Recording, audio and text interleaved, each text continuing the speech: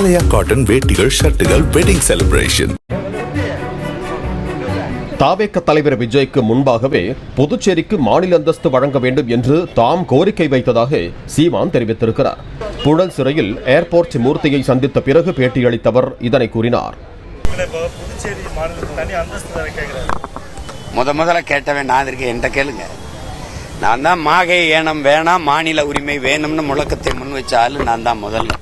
அதுக்கப்புறம் தான் எங்க ஐயா ரங்கசாமி போய் இப்ப அந்த நான் முன் வச்ச கோரிக்கை வலுப்பெறுவதில் எனக்கு மகிழ்ச்சி. அது தம்பி விஜய் அதே கருத்தை வலியுறுத்தி பேசுவதில் எனக்கு மகிழ்ச்சி.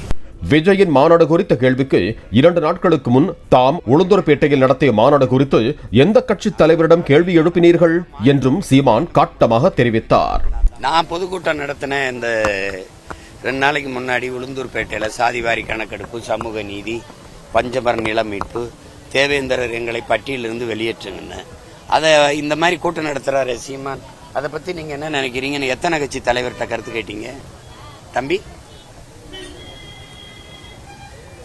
இந்த அண்ணன் கிழிச்சு வச்சுக்கிற மாதிரி இவருக்கு ஒரு சீட் எடுங்கன்னு இருக்கீங்க. நான் என்ன சொல்றேன் அதை பாரு, நான் என்ன பேசுறேன், நான் என்ன சொல்றேன் அதுக்கு கேட்டு.